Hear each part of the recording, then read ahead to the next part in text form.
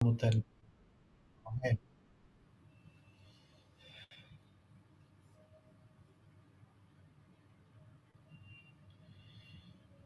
ప్రియులారా, మనము చదివిన వాక్య భాగంలో ఒకే ఒక్క మాటను మనము ఈరోజు క్లుప్తముగా సమయాన్ని బట్టి ఆలోచిద్దాం.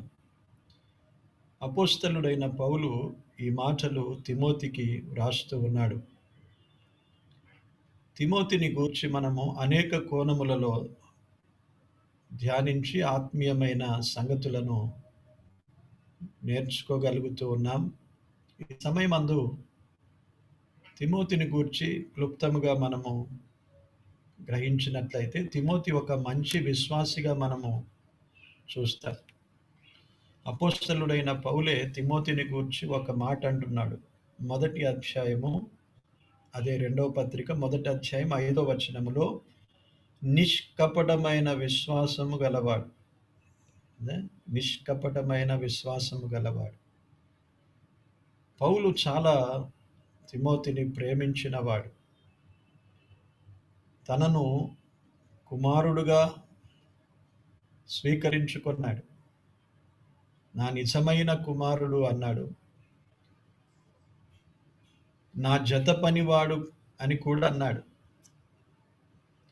తిమోతిని బహుగా ప్రేమిస్తున్న పౌలు తిమోతిని కుమారుడుగా అంగీకరించిన పౌలు తిమోతికి ఈ పత్రిక వ్రాస్తున్నాడు. అపోస్తలుడైన పౌలు చాలా వృద్ధాప్యములో బహువృద్ధుడేమి కాదు తాను మరణించిన సమయానికి. కానీ వృద్ధుడు, ఖైదీగా ఉన్నాడు. ఇది ఆఖరి పత్రిక వ్రాసినట్లుగా మనం ఎరుగుదుము. తిమోతిని చాలా ప్రేమిస్తూ ఉన్న పౌలు తిమోతికి కొన్ని హెచ్చరికలు రాశాడు. ప్రభునందు కొన్ని మంచి మాటలు తన అనుభవములో నుండి, తన జీవిత అనుభవములో నుండి తాను నడిచిన విధానాన్ని జ్ఞాపకం చేస్తూ తిమోతికి వ్రాశాడు. ఆనాడు తిమోతికి వ్రాశాడు అంటే ఈనాడు మనమందరము వాటిని చదివి నేర్చుకోవడానికి, తిమోతి ఎలాగూ ఒక మంచి విశ్వాసిగా ఉండి వాటిని అనుసరించవలసిన వాడుగా ఉన్నాడో, ఈనాడు ప్రభునందు విశ్వసించిన మనం కూడా ఈ విషయాలను గ్రహించి వాటిని అనుసరించవలసిన వారమని తెలుసుకోవాలి. క్రీస్తు యేసునకు ఒక మంచి సైనికుని వలె ఉండమన్నాడు. ప్రియులారా, విశ్వాస జీవితంలో మరొక కోణములో మనము మన జీవితాన్ని ఆలోచించబోతున్నాం. సాధారణంగా విశ్వాస జీవితంలో అనేక విషయాలను మనము పరిశుద్ధ గ్రంథము నుండి ధ్యానిస్తున్నప్పుడు మనం ఎలాగూ జీవించాలి, ఎలాగూ ప్రభు కొరకు సాక్షులంగా ఉండాలి, ప్రభు సేవలో ఉండాలి, ప్రభు పరిచర్యలో ఉండాలి అనే విషయాలను మనం ఆలోచిస్తూ దినదినము దేవుని కృపచేత మనము వాక్యము చేత హెచ్చరింపబడుతున్నాము, బోధించబడుతూ ఉన్నాం. అదే సమయములో ఇక్కడ మరి ఒక కోణములో మన విశ్వాస జీవితాన్ని మనము ఆలోచించాలి. మనము ప్రభువునకు, మన దేవునికి ఒక మంచి సైనికుని వలె ఉండాలనేది నేర్చుకుంటున్నాం. సైనికుడు సాధారణంగా మనకు తెలిసే సైనికుని యొక్క జీవితం ఎలాంటిదో, సైనికుని యొక్క ఉండవలసిన విధానం ఎలాంటిదో మనం ఎరిగినప్పటికీ కొన్ని మాటలు వాక్యము ద్వారా మనము చూచినట్లయితే మన ఆత్మీయ జీవితంలో మనము ఒక సైనికులంగా ఉండడానికి దేవుడు తన కృపను అనుగ్రహిస్తాడు. సైనికుడు అన్నప్పుడు ఎప్పుడూ సిద్ధంగా ఉండేవాడు. సైనికుడు ఎప్పుడూ సిద్ధముగా ఉండవలసిన వాడు. యుద్ధము చేయవలసిన వాడు, యుద్ధానికి ఎప్పుడు సిద్ధంగా ఉండవలసిన వాడు. సైనికుడు ఇక్కడ వ్రాయబడినట్లుగా 4వ వచనములో చూచినట్లయితే, ఈ జీవన సంబంధమైన వాటన్నిటి నుండి ప్రత్యేకముగా ఉండవలసిన వాడు. మూడవది ప్రయాసపడవలసిన వాడు. నాతో కూడా శ్రమను అనుభవించుము అన్నాడు. ప్రయాసము అనేది ఉండాలి. 3 విషయాలు ఇక్కడే మనకు కనిపిస్తూ ఉన్నాయి. మన దేవుడికి సైన్యం ఉన్నది. అది మొదట మనం ఎరగాలి. మన దేవునికి సైన్యం ఉన్నది కదా! ఆ సైన్యములో మనము ఏ భాగములో ఉన్నాం? దేవుని పేర్లలో ఒక పేరు గూడా దేవుడు ఇలాగ బయలుపరుచుకున్నాడు. ఇర్మీయా గ్రంథము 31వ అధ్యాయములో మనం చూసినట్లయితే చూడండి, ఇర్మీయా గ్రంథము 31వ అధ్యాయము 35వ వచనములో దేవుడు తన పేరును ఇలాగ బయలుపరుచుకుంటున్నాడు. ఆఖరి భాగములో యెహోవా ఆ మాట సెలవిచ్చుచున్నాడు, సైన్యములకు అధిపతియగు యెహోవా అని ఆయనకు పేరు అన్నాడు. మన దేవుడు అనేక పేర్లతో బయలుపరుచుకున్నాడు. ఉన్నవాడను అనువాడను అన్నాడు. సర్వశక్తి గల దేవుడను అని సెలవిచ్చాడు. నేను యెహోవాను అని సెలవిచ్చాడు. ఇక్కడ మరి ఒక పేరుతో తెలియజేస్తున్నాడు, నేను సైన్యములకు అధిపతియగు యెహోవాను. సైన్యములకు అధిపతిగా ఉన్నవాడు మన దేవుడు. అయితే దేవునికి ఒక సైన్యం ఉన్నది కదా! ఆ సైన్యములో ఎవరెవరున్నారో మనము పరిశుద్ధ గ్రంథములో చూద్దాం. నిర్గమకాండములో మనం చూచినట్లయితే, నిర్గమకాండము 12వ అధ్యాయము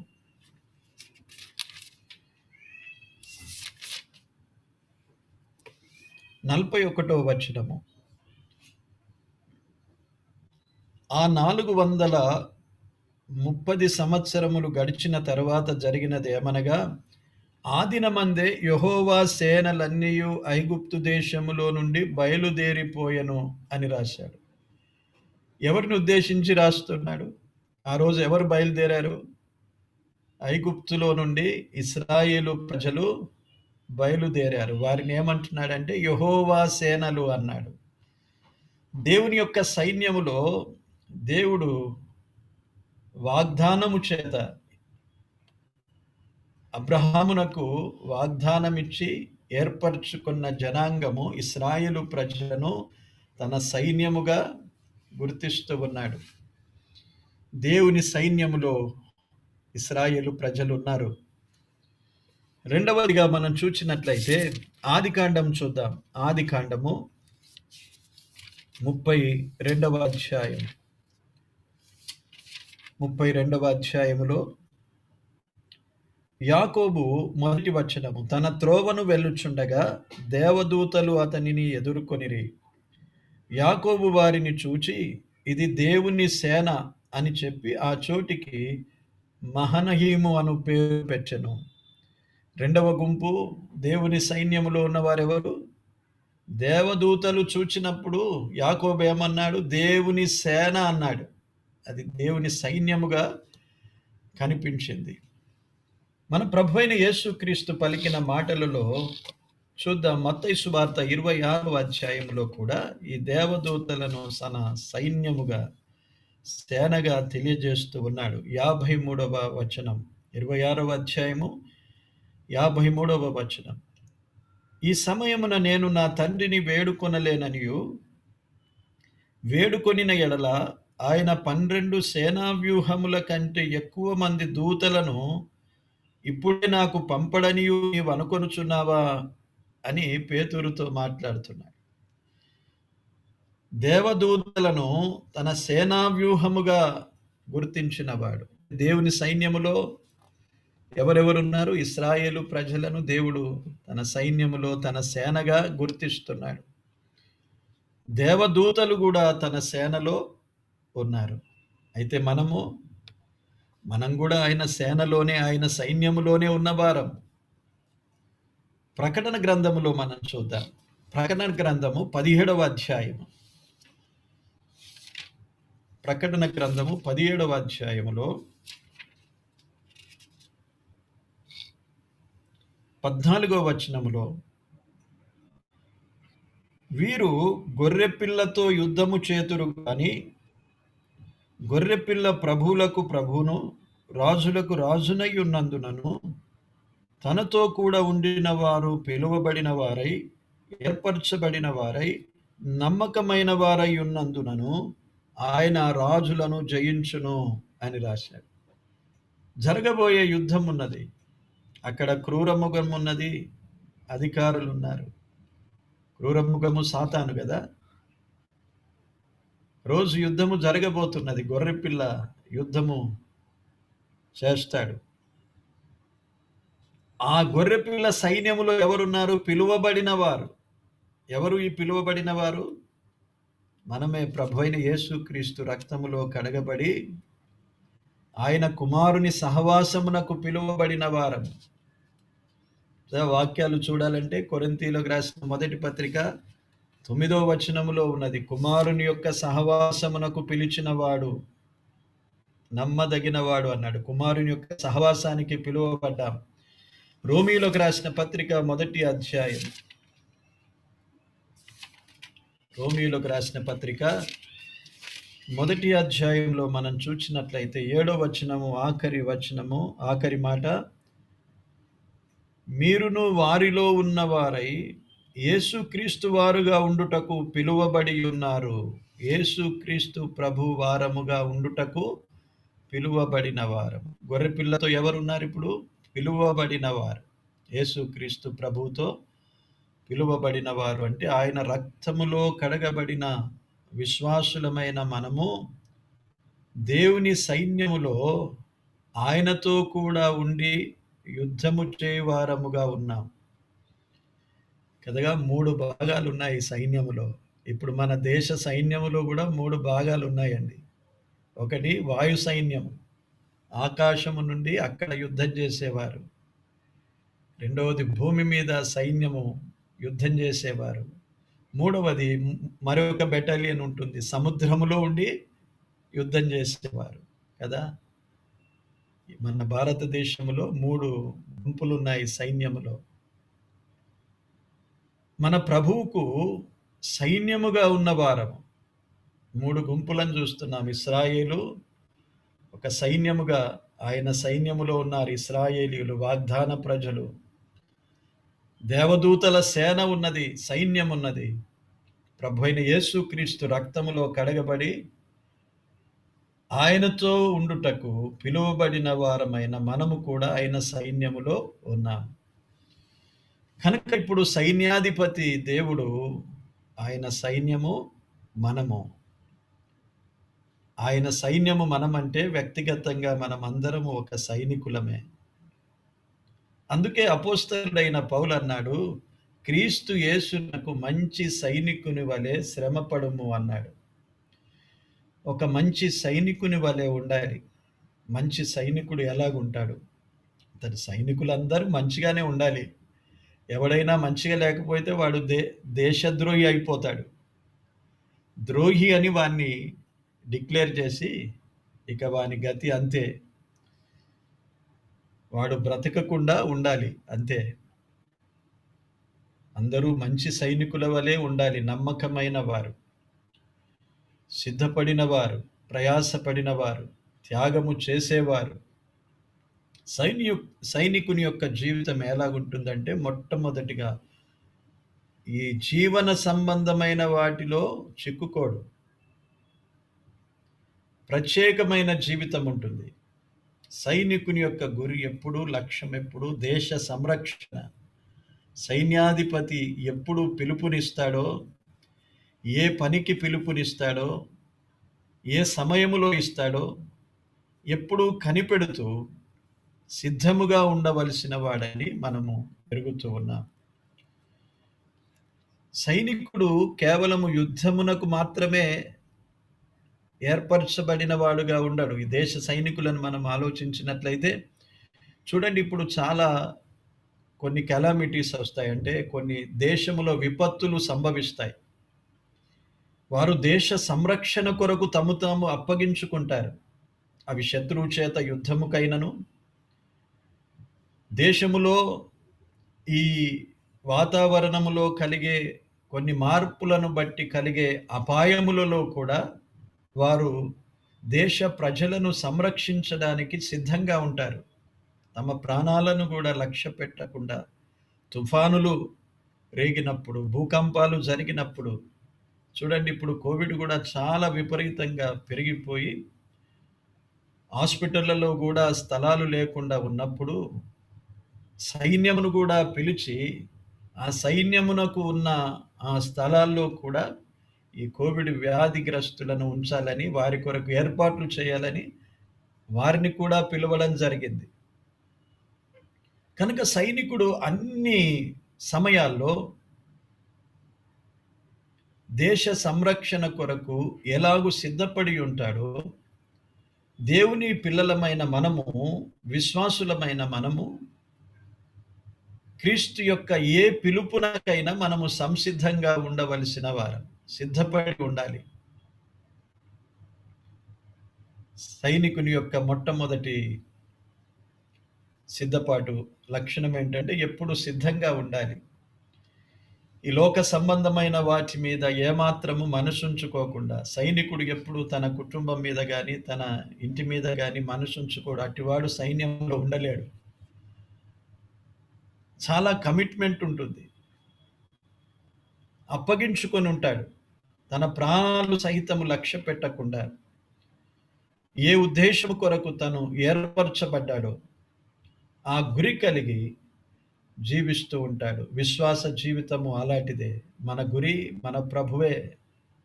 అపోస్తలుడైన పౌలు అన్నాడు, నా గురి యొద్దకే పరిగెత్తుచున్నాను అన్నాడు. కనుక మన గురి మన ప్రభువై ఉన్నాడు. మన దృష్టి పరలోక రాజ్యమై ఉన్నది. దేవుని కొరకు ఒక సైనికుని వలె మనము జీవించవలసిన వారం. ప్రయాసపడాలి అన్నాడు. శ్రమను అనుభవించాలి. సైనికుని యొక్క చాలా శ్రేష్టమైన గుణం ఏంటంటే శ్రమను అనుభవించుటకు సిద్ధపడతాడు. వారు ఎక్కడెక్కడ ఉంటారండి? ఇప్పుడు చూడండి, మన దేశ బార్డర్లలో చాలా కఠినమైన పరిస్థితులు ఉన్నాయి. మంచు ఉంటుంది, అరణ్యం ఉంటుంది, కొండలు, గుట్టలు, లోయలు, అడవిలో వారు ఉంటారు. చలికాలమైనా, ఎండాకాలమైనా, వర్షాకాలమైనా, ఏ కాలమైనా అన్నిటికీ శ్రమను అనుభవించడానికి సిద్ధంగా ఉంటారు. మన విశ్వాస జీవితము ఇలాగు శ్రమను అనుభవించడానికి సిద్ధపడి ఉండవలసిన జీవితం. మనం ఒకే ఒక కోణములో మన విశ్వాస జీవితాన్ని ఆలోచిస్తూ ఉంటాం గాని, మనము మన ప్రభు చేత ఏర్పరచబడిన ఆయన సైన్యములో ఉన్నాము. ఈ సైన్యాధిపతి జయశాలి, ఆయన విజయాన్ని సాధించేవాడు. ఆ సైన్యములో ఉన్న మనం కూడా ధైర్యవంతులంగా, శ్రమను అనుభవించే వారముగా, ప్రయాసపడే వారముగా, ఎప్పుడు సిద్ధపడి ఉండే వారముగా ఉండాలి. ప్రియులారా, మరికొన్ని మాటలు మనము చూచినట్లయితే సైనికుని యొక్క అనేకమైన లక్షణాలు మనము ఆలోచిస్తూ ఉంటాం. దేవుని వాక్యం ఇలాగూ సెలవిస్తున్నది. మనము సైనికులమై ఎక్కడ మనం యుద్ధం చేయాలి అనే ఒక ఆలోచన మనకు ఉండుండొచ్చు. కానీ దేవుని వాక్యం ఇలాగూ సెలవిస్తూ ఉన్నది. ఎప్పుడూ మనము క్షేమమునే కోరుకునేవారం, మంచినే కోరుకునేవారం, సుఖంగా సంతోషంగా ఉండాలనే కోరిక మనం కలిగి ఉంటాము. కానీ దేవుని వాక్యం ఏమని సెలవిస్తున్నదంటే, యోబు గ్రంథము 7వ అధ్యాయములో భూమి మీద నరుని కాలము ఎలాంటిది? యుద్ధ కాలము అన్నాడు. యోబు గ్రంథము 7వ అధ్యాయము 1వ వచనములో భూమి మీద నరుని కాలము యుద్ధ కాలమే అన్నాడు.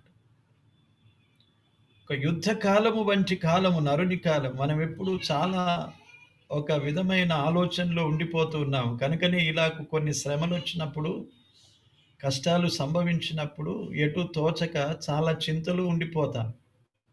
కానీ యాక్చువల్లీ ఒక విశ్వాస జీవితము ఎప్పుడూ ఒక సైనికుని వలె సిద్ధపడి ఉండవలసిన జీవితం. యుద్ధ భూమిలో ఉండవలసిన జీవితం.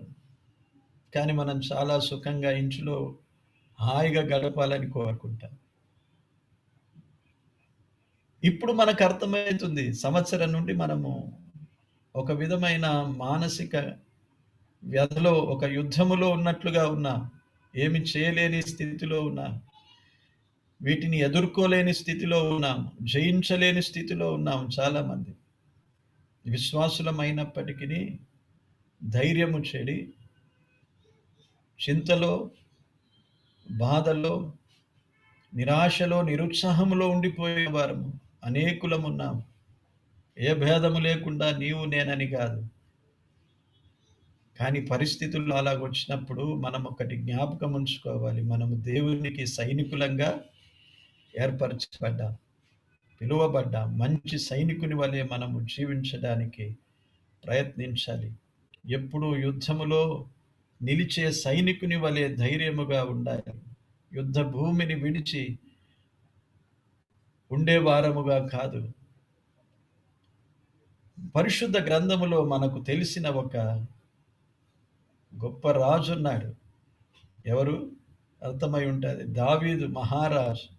బహుయుద్ధశాలి, యుద్ధవీరుడు. కానీ సమూయేలు గ్రంథము 2వ గ్రంథము 11వ అధ్యాయములో మనం చూసినట్లయితే యుద్ధాలు జరుగుతున్నాయి. రాజులు యుద్ధాలు చేసే కాలము. సైన్యమంతా యుద్ధములో పోరాడుతూ ఉన్నది. చూద్దాం అక్కడ ఈ రాజు ఏం చేస్తున్నాడు? చాలా మంచి భక్తి గలవాడే, మంచి పేరు పొందిన రాజు. సమూయేలు 2వ గ్రంథము 11వ అధ్యాయం మొదటి వచనాన్ని మనం చూచినట్లయితే, మొదటి 2 వచనాలు మనం చూచినట్లయితే అక్కడ దావీదు యుద్ధానికి వెళ్ళక ఎక్కడున్నాడు? 2వ వచనములో, ఒకానొక దినమున ప్రొద్దుగ్రుంకు వేళ దావీదు పడక మీద నుండి లేచి అన్నాడు. ఏం చేస్తున్నాడు? సైన్యమంతా యుద్ధములో ఉండగా ఈ రాజు యుద్ధములో ఉండవలసిన వాడు. రాజులంతా యుద్ధము చేసే కాలం అది. దావీదు ప్రొద్దుగ్రుంకే వరకు పడక మీదనే పండుకున్నాడు. ఇది ఆ రాజును గూర్చి మనం ఆలోచించవలసిన, ఈనాడు విశ్వాసులమైన మనం నేర్చుకోవడానికి వ్రాయబడింది. ఇంతవరకు ఆలోచించాము. విశ్వాస జీవితము అనేది ఒక సైనికుని పోలికలో మనం ఆలోచిస్తున్నాం. సైనికుడు ఎప్పుడు యుద్ధ భూమిలో ఉండడానికి సిద్ధంగా ఉండాలి. నరుని కాలము యుద్ధకాలమే. యుద్ధ భూమిలో ఉండవలసిన వాడు రాజు ఇక్కడ పడక మీద పండుకొని ఉన్నాడు. సోమరిగా నిద్రపోతున్నాడు. సాయంకాలం వరకు ఎవరైనా పండుకుంటారని? సాయంకాలం వరకు పడక మీద ఉన్నాడు. ఈనాడు విశ్వాసులు ఎందరూ పడుకున్న స్థితిలో ఉన్నారు. ఇంకా నిద్ర మేలుకొను వేళ అయినదని తెలుసుకొనిడి అని అపోస్తలుడైన పౌలు రాశాడు తెస్సలోనికైలకు రాసిన పత్రిక, రోమీలకు రాసిన పత్రికలో. కానీ విశ్వాసులు ఇంకా నిద్ర మేలుకొను వేళ అయినదని తెలుసుకొనని క్రైస్తవులు విశ్వాసులు ఉన్నారు. ఇంకా వండుకుంటున్నారు. ఇంకా అంతా బాగున్నదిలే అనుకుంటున్నారు. ఒక రాజు అలాగే పండుకున్నాడు. చాలా నిద్రపోయి సాయంకాలమున లేచి ఇంకేం చేస్తున్నాడు? రాజనగరి మిద్దె మీద తిరుగుతున్నాడు. యుద్ధమును గూర్చిన ఆలోచన లేదు. అయ్యో ఏం జరుగుతున్నదో, నేను వెళ్ళాలి అక్కడికి అనే ఆలోచన లేదు. పడుకున్నాడు, మిద్దె మీద తిరుగుతున్నాడు.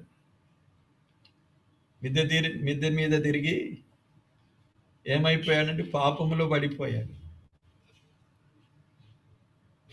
యుద్ధ భూమిలో దేవుని కొరకు సైనికుని వలె నీవు ఉండము మంచిదా?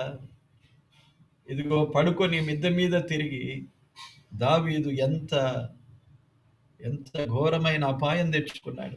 దావీదు జీవితంలో ఒకే ఒక పొరపాటు చేసిందంటే అదే పొరపాటు. యుద్ధానికి వెళ్ళలేదు. పొద్దుగుంకే వరకు పండుకున్నాడు. మిద్దె మీద తిరుగుతూ చూడరాని దృశ్యములు చూచి పాపములో పడిపోయాడు, శోధనలో పడిపోయాడు. ఈనాడు సిద్ధపాటు లేకుండా యుద్ధ భూమిలో ఉన్న సైనికుని వలె ఉండకుండా సోమరుల వలె మనము ఉండిపోయినట్లయితే విశ్వాస జీవితములో శోధించబడతాం. ఆ శోధనను జయించలేమండి. దావీదు జయించలేడు ఆ శోధన. ఎందుకంటే పడుకున్నాడు. పడుకున్న విశ్వాస జీవితము, నిద్రపోయిన విశ్వాస జీవితము శోధనలను జయించలేదు. దావీదు జయించలేదు కదా. దాని ఫలితం ఎంత ఘోరంగా తెచ్చుకున్నాడంటే చూడండి, 12వ అధ్యాయములో 10వ వచనములో, నీ ఇంటి వారికి సదాకాలము యుద్ధములు కలుగును అని దేవుడు చెప్పేశాడు. ఒక యుద్ధాన్ని మానుకొని నిద్రపోయిన వాడై మిద్దె మీద తిరుగుతూ సుఖభోగాలను అనుభవించాలని అనుకున్న దావీదు యొక్క జీవితములో జీవిత కాలమంతా యుద్ధాలు తెచ్చుకున్నాడు. ఎంత పెద్ద శోధన జయించలేకపోయాడు. ఒక సైనికుని వలె ఉండవలసిన వాడు, యుద్ధ భూమిలో ఉండవలసిన వాడు,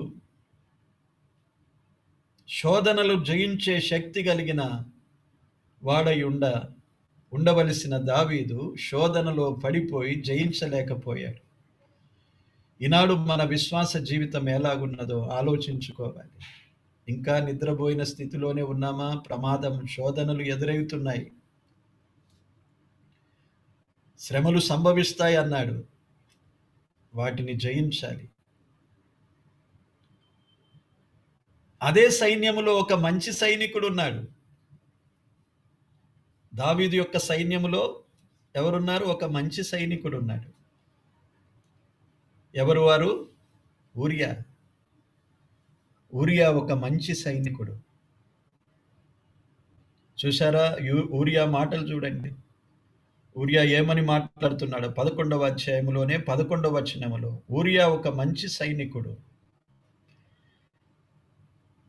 11వ వచనములో ఊరియా ఇలాగ అంటున్నాడు, మందసమును ఇశ్రాయేలు వారును యూదా వారును గుడారములలో నివసించుచుండగను, నా అధిపతియగు యోవాబును నా ఏలినవాడవగున నీ సేవకులను బయట దండులో ఉండగను, భోజన పానములు చేయుటకును నా భార్య యొద్ద పరుండటకును నేను ఇంటికి పోదునా? నీ తోడు నీ ప్రాణము తోడు నేను అలాగు చేయువాడను కానని దావీదుతో అనెను.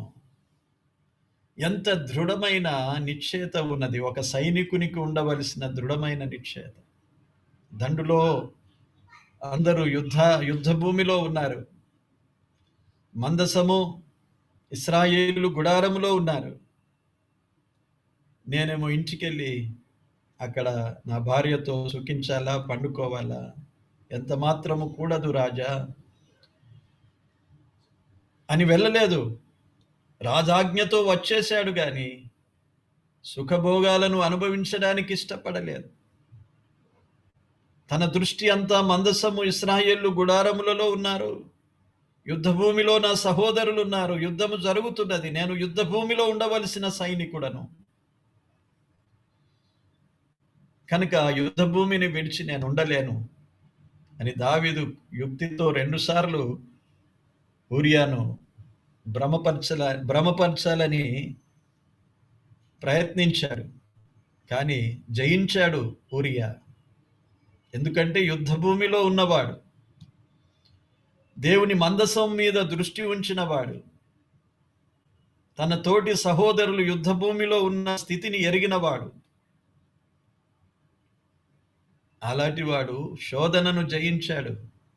దావీదు శోధించాడు, నీ వెళ్ళు, నీ ఇంట్లో ఈ రాత్రి చాలా నెమ్మది పొందు, ద్రాక్షారసం ద్రాగించాడు.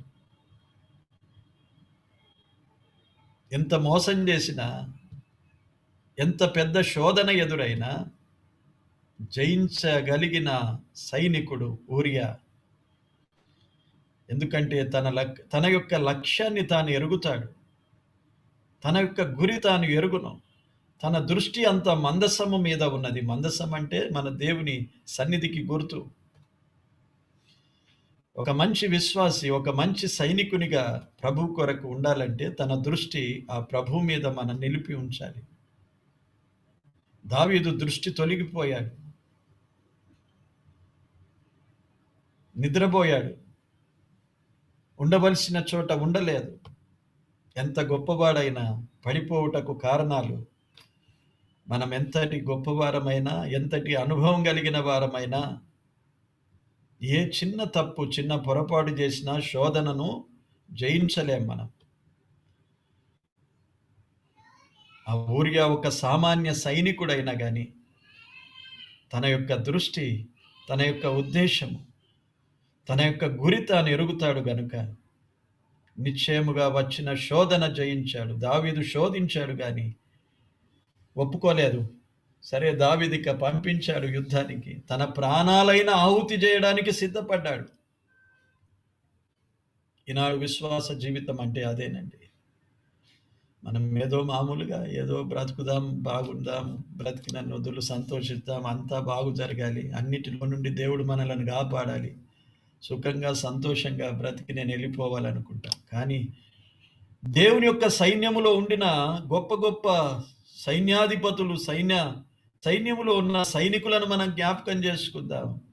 ప్రాణాలు కూడా ఆహుతి చేశారు. వారు లెక్క చేయలేదు.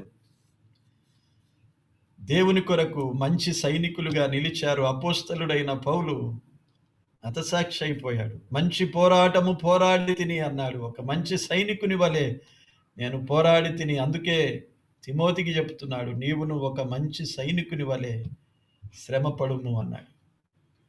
ఈనాడు మనందరికీ పాఠమే. మనం కూడా ఒక మంచి సైనికుని వలె పోరాడుతూ ఉండాలి. ఒక మంచి సైనికునికి ఉండవలసిన బాధ్యతలు మనము కలిగి ఉండాలి. ఎలాగూ ఒక సైనికుడు బలంగా ఉండగలుగుతాడు? ఎలాగూ ఒక సైనికుడు ధైర్యంగా ఉండగలుగుతాడు? ఎలాగూ ఒక సైనికుడు శత్రువును ఎదిరించగలుగుతాడు అనే విషయాలు మనం ఆలోచిస్తే, ప్రియులారా, ఈ లోక సంబంధంగా సైనికులు ఏ విధం చేతనైనను వారు తరబేదు పొందుతున్నారు, ధైర్యం పొందుతున్నారు, వాటిని గూర్చి కాదు మనం ఆలోచించేది. ఇప్పుడు మనలను గూర్చి మనం ఆలోచిద్దాం. దేవునికి ఒక మంచి సైనికుని వలె మనము ఉండాలి అంటే దేవుని నుండి మనం బలం పొందాలి. మన బలము ప్రభువే. దావీదే అన్నాడు, యెహోవాయే నా బలము అన్నాడు. యుద్ధాలు జయించాడు గాని అశ్రద్ధగా ఉన్న సమయంలో ఓడిపోయాడు. ఒక శోధనలో దాని ఫలితం యుద్ధాలు తెచ్చుకున్నాడు. దేవుని దృష్టికి దోషి అయిపోయాడు. ఈనాడు మనము పోరాడేది, మనము ఏ శక్తితో మనం పోరాడతాం? మన పోరాటములు శరీర సంబంధమేమి కావు అని చెప్పాడు అపోస్తలుడైన పౌలు. నేను అన్ని వాక్యాలు తీసి చూపించను గాని కొరింథీయులకు రాసిన పత్రిక 10వ అధ్యాయములో మనం చూచినట్లయితే, 2వ పత్రిక 10వ అధ్యాయములో మనం చూచినట్లయితే, మన పోరాటము శరీర సంబంధులతో కాదు, శరీర సంబంధమైనది కాదు అన్నాడు. మనము పోరాడడానికి మనకు కలిగిన యుద్ధోపకరణములు కూడా శరీర సంబంధమైనవి కావు. అవి ఎంత బలమైనవో దుర్గములను పడద్రోయజాలినంత బలము గలవి అన్నాడు. ఇవి ఆత్మీయమైన యుద్ధోపకరణాలు, దేవుడు మనకిచ్చినవి. మన పోరాటము కూడా శరీరులతో కాదు, మనుషులతో కాదు. మనము పోరాడే పోరాటము ఎఫెసీయులకు రాసిన పత్రికలో మనం చూచినట్లయితే, ప్రకటన గ్రంథములో ప్రభు ఒక దినాన అపవాదితో యుద్ధము చేయబోతాడు, చేయనయ్యున్నాడు. అపవాది ఈ రోజుల్లో మనతో కూడా పోరాడుతూ ఉంటాడు. ఒకరోజు ప్రభు సైన్యాధిపతిగా గొర్రెపిల్ల యుద్ధము చేస్తాడు. అపవాదిని ఓడిస్తాడు, జయము సాధిస్తాడు. కానీ అంతవరకు అపవాది ఫ్రీగా ఇప్పుడున్నాడు. ఈ లోకములు ఎవరున్నాం? మనము దేవుని సైన్యముగా, దేవుని సైనికులంగా మనం ఉన్నాము. కనుక వాడు ఇప్పుడు మనతో పోరాడుతూ ఉంటాడు. ఈ సైన్యాధిపతి ఉన్నాడు ఇంకా పరలోకములో. ఇప్పుడు మీతో పోరాడుతానని ఇప్పుడు అపవాది తన తంత్రముల చేత పోరాడతాడు మనతో. ఎఫెసీయులకు రాసిన పత్రికలో చూడండి 6వ అధ్యాయం తంత్రములు అన్నాడు అక్కడ. అపవాది యొక్క తంత్రములను ఎదిరించుటకు 6వ అధ్యాయం 11వ వచనం, మీరు అపవాది తంత్రములను ఎదిరించుటకు అన్నాడు. అంటే అపవాది తన తంత్రముల చేత పోరాడతాడు. ఎన్నెన్నో ప్రయత్నాలు చేస్తాడు మనతో పోరాడడానికి. ఒక వ్యక్తిగా వచ్చి మనతో యుద్ధం చేయడానికి రాడండి. ఎన్నో తంత్రాలు కల్పిస్తాడు, ఎన్నో ఆటంకాలు అభ్యంతరాలు మనకు కలిగిస్తాడు, ఎన్నో శోధనలు మనకు తీసుకొస్తాడు, ఎన్నో శ్రమలు మన ముందుంచుతాడు, ఎన్నో కష్టాలు మనం అనుభవించినట్లుగా మనకు ఆటంకాలు తీసుకొస్తాడు. ఇవన్నిటినీ మనమేమనుకుంటామండి? ఎవరేమనుకున్నా ఇవి అపవాది యొక్క తంత్రములు. మన విశ్వాస జీవితంలో మన ప్రభువు కొరకు ఒక మంచి సైనికుని వలె, ప్రభువు కొరకు ఒక నమ్మకమైన సైనికుని వలె మనం ఉండకుండా మనలను కదిలించడానికి అపవాది తన తంత్రముల చేత మనలను ఎదిరిస్తాడు.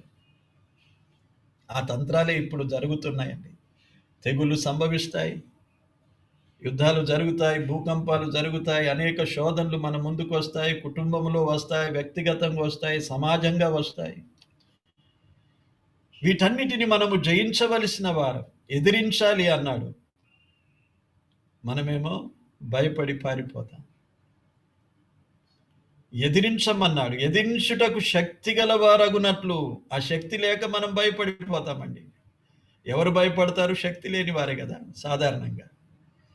అపవాది తంత్రములను ఎదిరించుటకు శక్తి కలిగి ఉండాలి అనే విషయాన్ని మనం నేర్చుకుంటున్నాం ఇక్కడ. ఆ శక్తి కలిగి ఉండడానికి 2 విషయాలను మనం ఆలోచిద్దాం ఇక్కడ. ఆ శక్తి, ఆ బలాన్ని మనము పొందాలి ఒకటి. రెండవది, దేవుడిచ్చే సర్వాంగ కవచమును మనము ధరించుకోవాలి. ఇంకా కింది వచనాల్లో మనం చూచినట్లయితే మనము పోరాడునది అధికారులతో, ఈ శరీరులతో కాదు, ప్రధానులతో, అధికారులతో, అంధకార సంబంధులకు, లోకనాథులతో, ఆకాశమందున్న దురాత్మల సమూహముతో పోరాడుచున్నామన్నాడు. మన పోరాటము దీనితోనే. ఎందరో పడిపోయి శోధింపబడి పడిపోయారు. దావీదు సహితము ఆ సమయంలో శోధింపబడ్డాడు, ఓడిపోయాడు. కానీ అది మాదిరి కాదు మనకు. జయించిన యూరియా ఉన్నాడు. ఒక మంచి సైనికుని వలె జయించే వారంగా ఉండాలి. అపవాది యొక్క తంత్రములు నానా విధములుగా ఉంటాయండి. ఒక విధంగా వాడు మనలను ఎదిరించడు, అనేక విధాలుగా ఎదిరిస్తాడు. ఈ లోక దురాత్మల సమూహం ఉన్నది ఆకాశ మండలమందు. ఎన్నో విధాలుగా మనలను ఎదిరిస్తూ ఉండగా మన విశ్వాస జీవితంలో మనము కదలకుండా, బెదరకుండా, భయపడకుండా ధైర్యముగా ఎదిరించడానికి శక్తి కావాలి. ఆ శక్తి ఎక్కడి నుండి అంటే 10వ వచనములు అన్నాడు, తుదకు ప్రభు యొక్క మహాశక్తిని బట్టి ఆయన యందు బలవంతులయుండుడి అన్నాడు. దేవుని యొక్క మహాశక్తిని మనం ఎరగాలి. ఆయన నుండే మనము శక్తి పొందాలి. తిమోతికి రాసిన పత్రికలో అన్నాడు, నా కుమారుడవైన తిమోతి, దేవుని యొక్క మహాకృప చేత నీవు బలవంతుడవు కమ్ము అన్నాడు. దేవుని కృపను పొందుటలోనే మనకు శక్తి ఉన్నది. ఆయన కృపలో నుండే మనకు శక్తిని అనుగ్రహిస్తాడు. అందుకే పౌలు తిమోతికి రాసిన కొరింథీయులకు రాసిన పత్రికలో ఒక చోట అన్నాడు, ఆయన కృపయందు నిలిచి ఉండుడి అన్నాడు. ఆయన కృపలో మనము నిలిచి ఉన్నట్లయితే ఆయన కృపలో నుండి మనకు శక్తిని అనుగ్రహిస్తాడు. ఈ శక్తి ఒకరోజు అనుగ్రహించేది కాదు, దినం కృప వెంబడి కృపను అనుగ్రహిస్తానన్నాడు. ప్రతిదినము దేవుని యొక్క కృప చేత మనము శక్తిమంతులముగా, బలవంతులముగా ఉండాలి. అనుదినము ఆయన కృప కొరకు వేడుకోవాలి.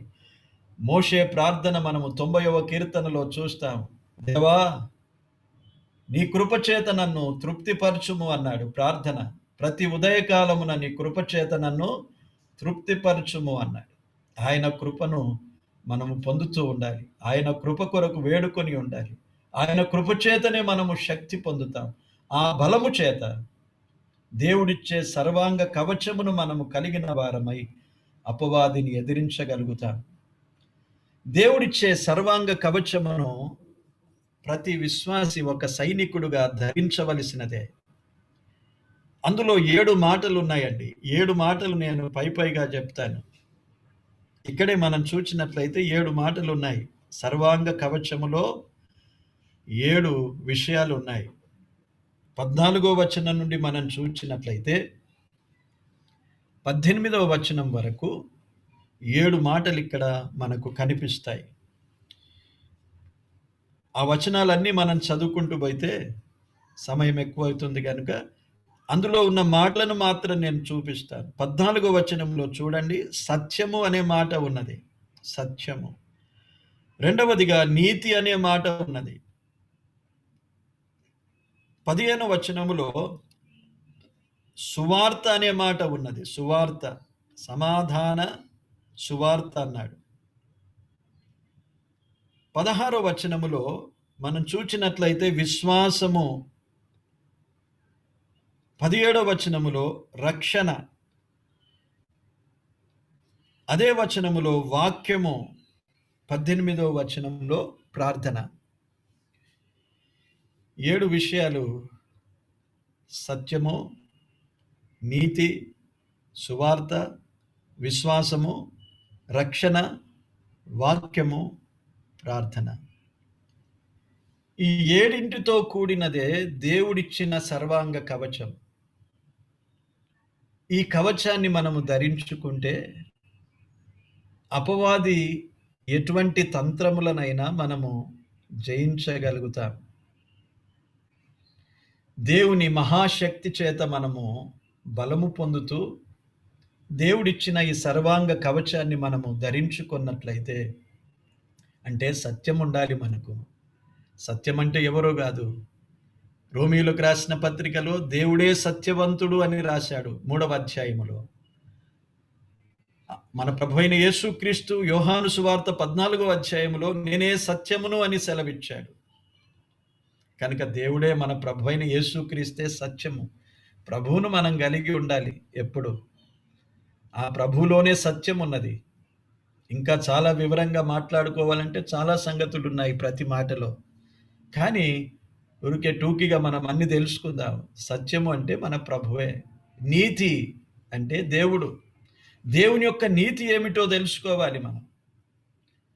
చూడండి, పరిసయ్యుల నీతి అన్నాడు దేవుడు. ప్రభువు మాట్లాడుతూ మత్తయి సువార్తలో పరిసయ్యుల నీతి ఉన్నది, శాస్త్రుల నీతి ఉన్నది, ఈ లోక నీతి ఉన్నది, దుర్నీతి ఉన్నది, మన నీతి దుర్నీతి. రోమీయులకు రాసిన పత్రిక 3వ అధ్యాయం 4వ వచనంలో మన దుర్నీతి అన్నాడు. ఇవన్నీ నీతులు అంటే విధానాలు, విధులు. అవి పరిసయ్యుల విధులు కొన్ని ఉన్నాయి, శాస్త్రుల విధులు కొన్ని ఉన్నాయి, దేవుని విధి ఉన్నది. విధి విధానాలు తెలుసుకోవాలి, అదే దేవుని నీతి. రోమీయులకు రాసిన పత్రిక 3వ అధ్యాయంలో దేవుని నీతిని గురించి చాలా విషయాలు రాయబడ్డాయి.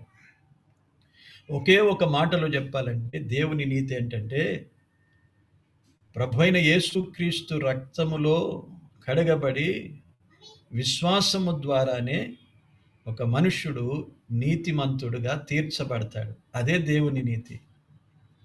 నీతిమంతుడు విశ్వాస మూలముగానే జీవిస్తాడు.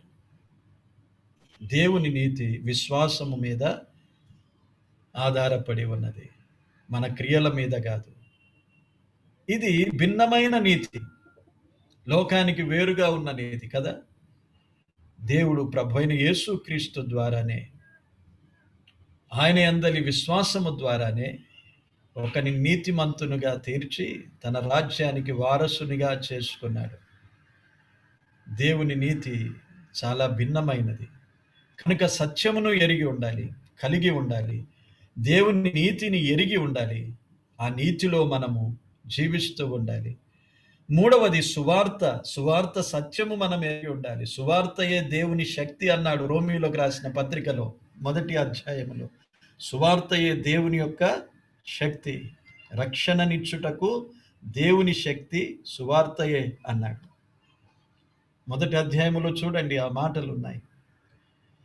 కనుక ఈ సువార్త దేవుని శక్తిని మనము కలిగి ఉండాలి. సువార్త సత్యమును ఎరగని వారు అపవాదిని ఎదిరించలేరండి. సువార్త లేకుండా సువార్త ప్రభువైన యేసుక్రీస్తు సిలువను గూర్చిన వార్తయే. సిలువ మరణమును గూర్చిన అనుభవము లేకపోతే, దేవుడిచ్చిన సర్వాంగ కవచములో ఇది లేకపోతే అపవాదిని ఎదిరించలేం మనం. అది సువార్త. 4వది విశ్వాసము. ఇది చాలా అవసరమైనది. యోహాను పత్రిక మొదటి పత్రిక 5వ అధ్యాయములో అన్నాడు, 4వ అధ్యాయములో ఇలాగ అంటున్నాడు. 5వ అధ్యాయము 4వ వచనములో, ఈ లోకమును జయించున్నది ఏంటి? మన విశ్వాసమే అన్నాడు. జయించాలి అంటే విశ్వాసమే. కనుక అది 4వది. 5వది రక్షణ అనుభవం, అన్నిటికంటే ముఖ్యమైనది. వీటన్నిటి ద్వారా రక్షణ అనుభవంలో మనం ఉంటాం. విశ్వాసము, తర్వాత రక్షణ. రక్షణ లేనిది మనము దేవుని రాజ్యమును స్వతంత్రించుకొనలేం. రక్షణ. 6వది వాక్యము అన్నాడు. దేవుని వాక్యము ఇది ఖడ్గము లాంటిది. వాక్యములో అనేక అనుభవాలు ఉన్నాయండి. అది ఖడ్గము వలె నశింపజేస్తుంది. దేవుని వాక్యము బ్రతికింప కూడా చేస్తుంది కదా. ఖడ్గం ఏం చేస్తుంది? 2 అంచులు గల ఖడ్గము అన్నాడు దేవుని వాక్యము. ఖడ్గము దేనికి ఉపయోగపడుతుందండి? చంపడానికి ఉపయోగపడుతుంది. అదే వాక్యము జీవింపజేయునది అని అన్నాడు. నీ వాక్యమే నన్ను బ్రతికించేది. వాక్యములో చాలా శ్రేష్టమైన అనుభవాలు ఉన్నాయి. కనుక దేవుని యొక్క వాక్యాన్ని కలిగి ఉండాలి అపవాదిని జయించడానికి. ఇక ఆఖరిగా ప్రార్థనా జీవితం. ప్రార్థన బహుబలమైనది. అపవాది అసలు భయపడేది వీటికే. ఇక మన శక్తి కాదు, మన బలం కాదు, మన ఆత్మీయ అనుభవం కాదు. నువ్వు ఎంతకాలము 50 సంవత్సరాలు నేను రక్షింపబడి ఉన్నానంటే అపవాది ఊరికే నిన్ను పడగొట్టగలుగుతాడు. దానిలో ఏమి వానికి అంత ఏమి తొందర ఉండదు. దావీదు ఎంత బలాఢ్యుడు, ఒక శోధనకు ఓడిపోయాడు. తన బలము చేత సైన్యములను జయించుండవచ్చు కానీ ఒక శోధనను జయించలేకపోయాడు. ప్రియులారా, మనము పోరాడేది కూడా వీటితోనే. అపవాది యొక్క తంత్రములు అంటే శోధనలు మనకు తీసుకొస్తాడు. కష్టకాలాలు మనకు ఎదురైతాయి, శ్రమలు ఎదురైతాయి. లోకములో ఇవన్నీ సంభవిస్తాయని ప్రభు తెలియజేశాడు. ఈ తంత్రములు అన్నీ జయించాలి అంటే దేవుని యొక్క మహాశక్తిని మనము పొందాలి. దేవుడిచ్చే సర్వాంగ కవచమును మనము ధరించుకోవాలి. ఒక మంచి సైనికుని వలె యుద్ధ భూమిలో ఎప్పుడు సిద్ధముగా ఉన్నట్లుగా దేవుని కొరకు పోరాడడానికి సిద్ధంగా ఉండాలి. ప్రయాసపడడానికి సిద్ధంగా ఉండాలి. శ్రమను అనుభవించడానికి సిద్ధంగా ఉండాలి. ఇక విజయము మనదే. ఎవడు మనలను ఓడించలేడు. ఎందుకంటే మన ప్రభు సమస్తమును జయించినవాడు. మన సైన్యాధిపతి సమస్తమును జయించినవాడు గనుక ఆ సైన్యములో చేరిన మనం కూడా ఎప్పుడు విజయవీరులంగానే జీవించగలుగుతాము, జీవిస్తాం. ఒక మంచి సైనికుని వలె మనం ఉండాలనేది ఈ రాత్రి దేవుని వాక్యము ద్వారా మనము తెలుసుకున్నాము. దేవుడి మాటలు దీవించునుగాక. ఆమేన్.